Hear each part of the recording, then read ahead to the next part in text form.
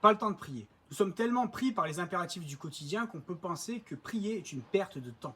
Pourtant, Luther disait « J'ai tant de choses à faire qu'il me faut passer les 3 premières heures de chaque jour en prière ». Même si la vie de prière de Martin Luther était particulièrement impressionnante, il nous dit que la prière est d'une telle aide qu'en réalité, prier optimise le temps que nous n'avons pas assez. Dans les Écritures, nous lisons que Dieu règne, mais le fait qu'il y ait un roi dans un pays ne veut pas dire que tout ce qui se passe dans le royaume est de la volonté du roi. Dieu règne, mais ce que dit Jésus dans son enseignement sur la prière est que son règne n'est pas complètement établi et que notre responsabilité est que le règne de Dieu soit présent partout, qu'il s'étende, un règne de Dieu, de justice, de paix, de fraternité, de vérité. Pour que le règne de Dieu s'établisse, c'est à nous de vivre cette relation, d'en appeler à Dieu.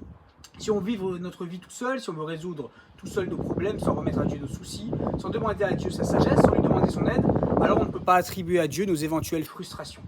Et si on veut vivre sans Dieu, si on se croit assez fort, assez intelligent, Dieu nous laisse. Il peut, parce qu'il est persévérant, nous envoyer des signes, des clins d'œil, ils appellent, mais au bout d'un moment, il respecte notre liberté et il nous laisse.